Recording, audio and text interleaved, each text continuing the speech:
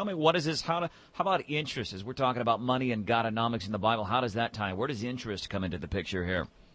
Well, interest for centuries was considered to be usury and was forbidden until John Calvin showed up. And as one of the reformers, he said, I don't think that the Bible forbids it. In fact, Jesus tells a story once that says, hey, I gave some talents out, and one of the talents he gives, which is an amount of skill or talent or valuables, he turns to the last guy and says, why didn't you at least put it in the bank so you get some interest?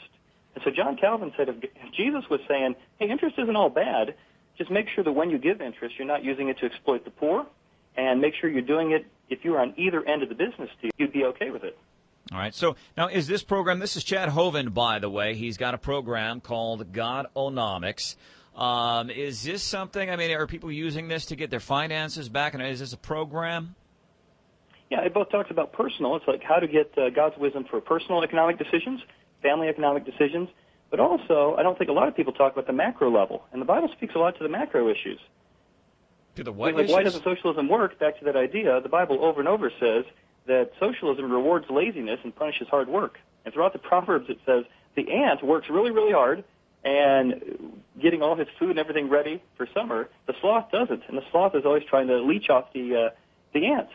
And it's like there's two types of people. There's people who like group projects in school and those who hated it. I was a straight-A student, and I'd get these group projects, and I'd have to work twice as hard because somebody in the group didn't want to work at all. And so that's why Galatians 6:8 says, you reap what you sow. And socialism tries to get around that and say, no, you don't have to reap what you sow. We can reward you for being lazy, and we're going to punish the people who produce. All right, it's an interesting concept. I want to put you on hold for just a second. Want to get a quick